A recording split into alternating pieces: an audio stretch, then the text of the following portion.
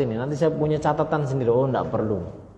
Sebaliknya, dan sebaliknya, ini juga merupakan apa? Peringatan dan pencegah bagi kita untuk berbuat dosa dan maksiat. Kenapa? Karena ada malaikat yang mencatat perbuatan buruk kita. Mencatat perbuatan buruk kita.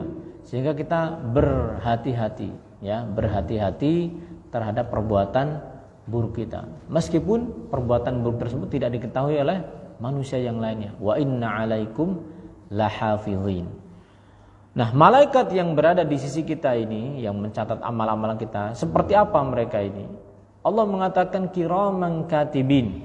Mereka itu adalah malaikat yang kiraman, mulia, indallah, di sisi Allah, katibina yaktubuna a'malakum. Mereka itu senantiasa menulis amal-amal kalian, ya, ditulis amal kita, ditulis amal kita.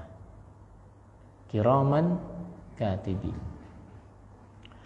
Malaikat-malaikat tersebut ya'lamuna ma taf'alun, mengetahui apa-apa yang ya'lamuna ma taf'aluna min fi'lin fayaktubuna, mengetahui apa-apa yang kalian perbuat dan mereka pun menuliskannya, dan mereka pun menuliskannya.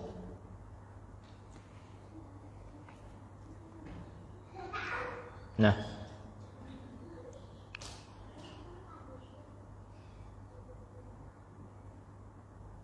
malaikat-malaikat ini mereka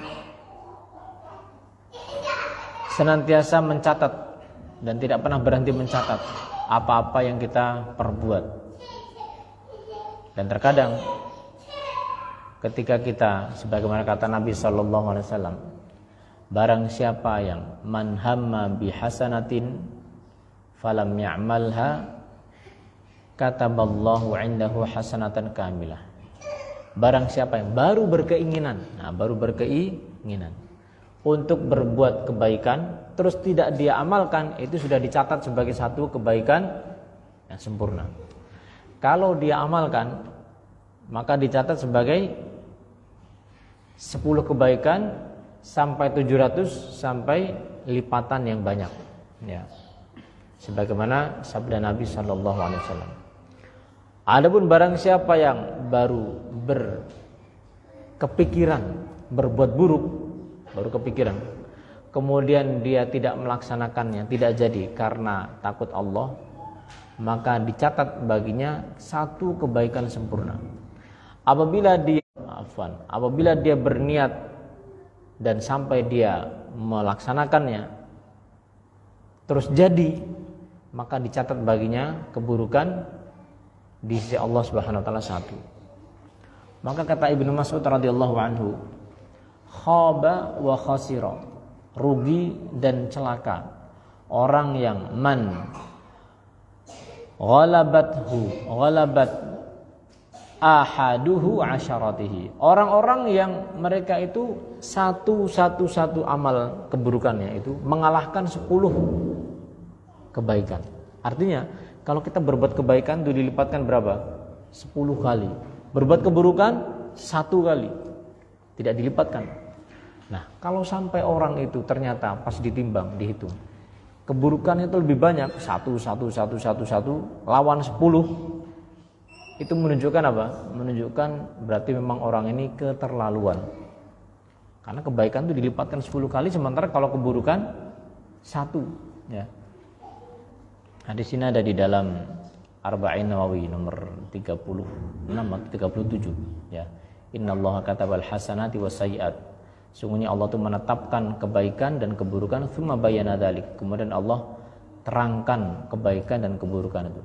Barang siapa yang berkeinginan kebaikan tidak dia amalkan, dia dapat 1 kebaikan. Kalau dia amalkan, dia dapat 10 sampai 700 sampai lipatan yang banyak. Barang siapa berkeinginan melakukan 1 keburukan lantas tidak diamalkan, dicatat 1 kebaikan yang sempurna. Kalau diamalkan, maka dicatat 1 keburukan saja, 1 keburukan saja, ya. Baik, kita lanjutkan. Kemudian Allah Subhanahu wa taala menyebutkan tentang manusia pada hari kiamat kelak. Innal abrara lafi na'im. Sesungguhnya orang-orang yang abrar. Al-abrar itu adalah inna katsiri fi'lil khairi wa ta'ati lafi na'imin da'imin yaumal qiyamah. Sesungguhnya orang yang banyak berbuat kebaikan dan ketaatan, benar-benar mereka itu dalam kenikmatan yang daim, kenikmatan yang kekal abadi pada hari kiamat. Kenikmatan yang kekal dan abadi pada hari kiamat. Ya. Wa innal fujjara lafi jahimin wa inna ashabal fujur, adapun orang-orang yang ashabul fujur, para pendosa, para orang-orang yang durhaka, lafi narin tasta'irru alaihim, benar-benar mereka akan dimasukkan ke dalam neraka yang menyala atas mereka. Jadi innal abrar, orang yang banyak berbuat taat itu akan mendapatkan kenikmatan yang langgeng. Sedangkan orang sebaliknya akan mendapatkan neraka jahim. Apa faedahnya dari dua ayat ini? Faedahnya adalah metodologi Al-Quran dalam memberikan nasihat. Yaitu apa? Yaitu memberikan at-targhib dan tarhib. Ya, targhib itu apa? Targhib itu dorongan dan tarhib itu ancaman. Jadi ada reward dan ada punishment. Ya. Jadi kalau kita mengajar atau mendidik itu harus ada dua itu. Tidak bisa hanya diberikan apa reward tanpa memberikan yang namanya punishment. Atau sebaliknya, hanya mengedepankan sisi punishment. Awas, tapi tidak ada reward. Maka reward dan punishment itu diambil dari metodologi Al-Quran. Allah Subhanahu wa taala dalam banyak ayat setelah menyebutkan tentang surga, Allah sebutkan tentang neraka. Setelah Allah sebutkan tentang ahli surga, Allah sebutkan tentang ahli neraka. Seperti halnya dalam ayat ini, innal abrara lafi na'imin wa innal fujjara lafi jahim. Kita lanjutkan. Yaslaunaha yaumaddin. Ayat yang ke-15. Yadkhulunaha yaumal jazai yu'anuna harraha. Mereka orang-orang fujjar, para pendosa, mereka itu akan masuk neraka pada hari pembalasan. Yu'anuna harraha. Mereka akan merasakan panasnya. Mereka akan merasakan panasnya. Wa ma hum anha bighaibin. Dan mereka itu laisu anha bighaibin abadan. Mereka tidak mungkin lolos dari itu, dari api tersebut. Balhum khaliduna fiha. Bahkan mereka selama-lamanya berada di neraka tersebut. Kalau di dunia ada orang yang bisa lolos, ya, orang bunuh orang itu gimana caranya, entah bayar ini bayar itu bisa lolos, ya kan? Iya. Yang penting punya apa? Punya modalnya. Sebagaimana yang rame kasusnya kan itu. Sudah jelas-jelas bunuh orang, kok bisa divonis bebas? Ternyata apa ya? Ternyata memang ada udang di balik bakwan. Ya. Ada udang di balik bakwan. Nah, itu di dunia. Tapi kalau di akhirat, wa ma hum anha bighaibin. Mereka enggak bisa lolos dari panasnya api neraka sebagai hukuman atas mereka. Bahkan mereka akan selama-lamanya di situ. Nas'alullah salamal afiyah. Wa ma adraka ma yaumuddin. Kemudian Allah menyebutkan dalam bentuk untuk mengagungkan hari kiamat. Wa ma a'lamaka. Tahukah engkau wahai Muhammad ayyuhar rasul, ma yaumuddin, apa itu hari pembalasan? Kemudian Allah ulang lagi, tsumma ma adraka ma yaumuddin. Kemudian tahukah engkau wahai rasul, apa itu hari pembalasan, hari kiamat? Kemudian Allah menutup surat ini dengan firman-Nya, yauma la tamliku nafsun li nafsin syai'a. Itulah hari yauma la yastati'u ahadun an yanfa'a ahadan. Hari di mana tidak ada manusia akan bisa memberikan manfaat kepada manusia yang lainnya. Wal amru yauma idzil lillah. Wal amru kulluhu, dan segala urusan semuanya pada hari itu lillahi wahdah, milik Allah saja. Yatasarrafu bima yasha, Allah berkehendak, Allah berbuat seperti apa yang Allah kehendaki. La li ahadin ghairihi, tidak ada urusan, tidak ada bagian bagi selain Allah Subhanahu wa taala pada hari itu. Jamaah sekalian rahimani Allah wa iyyakum, Yaumuddin Allah ulang di sini dengan dua ayat. Wa ma adraka ma yaumuddin tsumma ma adraka ma yaumuddin. Menunjukkan apa? Betapa besarnya, agungnya hari tersebut. Ya. Kita sering membaca atau pasti membaca dalam salat kita Maliki Yaumiddin. Allah itu yang memiliki. Itu kalau maliki. Kalau maliki, Allah yang merajai. Dan dua-duanya benar. Ya, maliki dengan maliki. Memiliki terkadang tidak merajai. Ada orang punya tapi dia nggak punya kekuasaan. Orang kaya ada tapi nggak punya kekuasaan. Atau sebaliknya, ada orang punya kekuasaan tapi dia nggak punya sesuatu. Ya. Penguasa tapi apa? Melarat. Itu ada. Nah, Allah itu Al-Malik dan Al-Malik. Allah itu memiliki dan menguasai. Jadi mutlak kekuasaannya. Apa? Yaumiddin. Hari pembalasan. Telah berlalu dari kita tafsir Al-Fatihah. Ya. Kenapa disebutkan Allah itu raja atau pemilik hari pembalasan? Sementara hari-hari ini juga milik Allah. Hari-hari di dunia ini milik Allah. Kenapa disebutkan hari pembalasan di dalam Al-Fatihah? Hikmahnya adalah kalau hari pembalasan besok, maka tidak ada lagi raja-raja kecil. Kalau di dunia ini ada nggak raja-raja kecil? Oh, ada. Ada sultan di sana, ada raja di situ, ada presiden di sini. Yang mereka ini secara zahir ya nampak di dunia ini memiliki apa? Memiliki power, memiliki kekuatan, memiliki ya namanya juga presiden atau raja atau sultan. Tapi kalau hari kiamat besok semua itu telanjang, semua nggak pakai sendal, nggak pakai alas kaki, semuanya itu apa? Tertunduk, nggak ada yang berani ngomong, nggak ada yang berani ngomong.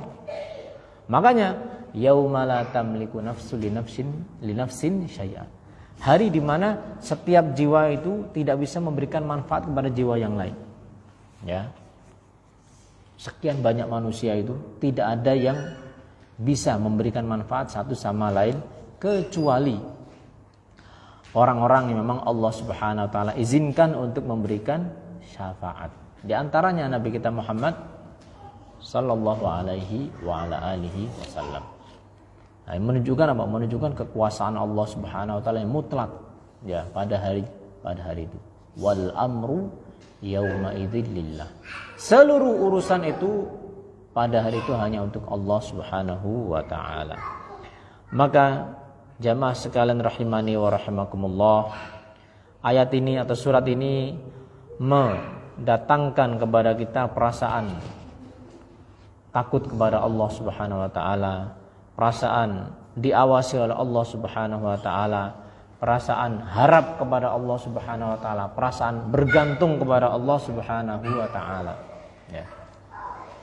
Sekaligus ayat ini atau surat ini juga memberikan kepada kita optimisme atas kebaikan-kebaikan yang kita laksanakan, bahwasanya kebaikan itu tidak akan, dan kebaikan itu akan Allah Subhanahu wa taala simpan dan akan alimat nafsum ma qaddamat wa akharat faman ya'mal mithqala dzarratin khairan yarah.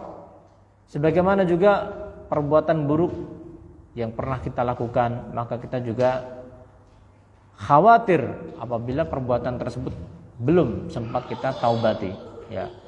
Wa may ya'mal mithqala dzarratin syarran yarah. Selesai surat Al-Infitar. Kita masuk pada suratul Mutaffifin. Surat Al-Mutaffifin yang artinya adalah orang-orang yang curang, ya. Ini turun di saat sebelum hijrah Nabi Muhammad SAW, dan ini menyinggung di awal-awal ketika Nabi SAW itu berhijrah di awal-awal, di mana surat ini menyebutkan tentang al-mutaffifin atau al-mutaffifun, orang-orang yang curang, orang-orang yang curang. Baik, kita akan membaca saja suratnya dan tafsirnya. Suratul Mutaffifin min maqasidis surah, di antara maksud dari surat ini atau tujuan serta pokok-pokok dari surat ini. Tahdzirul mukadzibina adh-dhalimina min yaumil qiyamah wa bisyaratul mu'minina bih. Peringatan kepada orang yang mendustakan terhadap hari kiamat dan kabar gembira bagi orang-orang beriman terhadap hari kiamat tersebut. Allah Subhanahu wa taala memulai dengan firman-Nya, wailul lil mutaffifin, wailul lil mutaffifin. Celakalah, kebinasaanlah, kerugianlah, itu makna wail. Bagi orang-orang yang mutaffifin, orang-orang yang curang, ya, orang-orang yang curang. Siapakah orang yang dimaksud dengan orang yang curang itu? Kata Allah, alladzina idza iktalu 'alan nasi yastawfun, yaitu manusia yang apabila idza iktalu, apabila mereka itu menimbang dari orang lain, mereka itu apabila menimbang dari orang lain, yastawfun, tidak mau dirugikan sama sekali. Mereka minta agar diberikan hak mereka secara sempurna. Umpamanya seseorang atau ibu-ibu misalnya beli bawang di pasar, ya, setengah kilo, umpamanya pakai timbangan digital 0,495, berarti setengah kilo kurang nih. Wah, tambahin, memang kurang. Nah, meminta apa? Agar disempurnakan timbangannya. Tetapi wa idza kaluhum aw wazanuhum yukhsirun. Wa idza kalu linnasi, apabila mereka menimbang untuk manusia, ya, atau menakar, apabila mereka menakar untuk manusia atau menimbang, awazanuhum awazanu lahum yanqusunal kaila wal mizan. Mereka mengurangi takaran dan mengurangi timbangan. Takaran itu sesuatu yang ditakar. Misalnya apa? Liter itu takaran, ya. Timbangan itu apa? Kilogram, kuintal itu timbangan. Ya. Kalau mereka menimbang ke orang lain, mereka mengurangi timbangan. Wa kana dzalika halu ahli al-Madinati 'inda hijratin Nabi sallallahu alaihi wasallam. Dan itu merupakan keadaan penduduk Madinah di awal-awal hijrah Nabi sallallahu alaihi wasallam kepada mereka. Makanya surat Al-Mutaffifin ini diperselisihkan oleh para ulama, apakah dia ini suratnya turun setelah hijrah ataukah sebelum hijrah. Kalau turun sebelum hijrah namanya surat Makkiyah, kalau turun setelah hijrah namanya surat Madaniyah, ya. Jadi kalau di tafsir Al-Mukhtasar di sini diambil pendapat ini adalah surat Makkiyah. Dan di sana juga ada yang berpendapat ini adalah surat Madaniyah. Itu adalah keadaan orang-orang ahli Madinah di awal-awal Nabi SAW hijrah. Ma'asyiral muslimin dan muslimat rahimani Allah wa iyyakum. Apakah mutaffif ini, orang yang curang ini, hanya terbatas pada urusan timbangan saja? Ya. Apakah hanya yang berkaitan dengan takaran dan timbangan?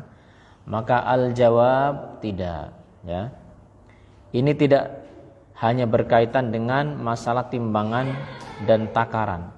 Akan tetapi ini berkaitan dengan seluruh sendi-sendi kehidupan. yang berkaitan dengan hak dan kewajiban. Kita ini hidup ada hak dan kewajiban. Sebagai apapun kita sebagai suami misalnya, ada hak, ada kewajiban. Sebagai istri juga sama, ada hak, ada kewajiban. Sebagai anak, semuanya kita anak, ada hak, ada kewajiban terhadap orang tua kita. Maka orang yang mutaffif, orang yang curang adalah orang yang dia itu maunya haknya dipenuhi tetapi tidak mau menunaikan kewajiban atau mengurangi kewajiban. Demikian penjelasan Syekh Muhammad Ibnu Shalih Al-Utsaimin rahimahullah terkait dengan mutaffif ini. Jadi tidak hanya berkaitan dengan masalah timbangan dan takaran. Contoh misalnya, seseorang yang hanya menginginkan agar dia ditaati, misalnya sebagai suami, agar dia itu dihormati, agar dia itu dicintai, tetapi sebaliknya dia tidak mau menunaikan hak dari istrinya, tidak memberikan nafkah, tidak mengurusi, tidak memberikan perhatian, yang ini merupakan bentuk kecurangan. Merupakan bentuk apa? Kecurangan. Dan alangkah banyaknya para suami yang seperti ini, ya. Alangkah banyak yang seperti ini, yang mereka hanya menuntut hak dan menuntut hak, tetapi enggan untuk menunaikan kewajiban.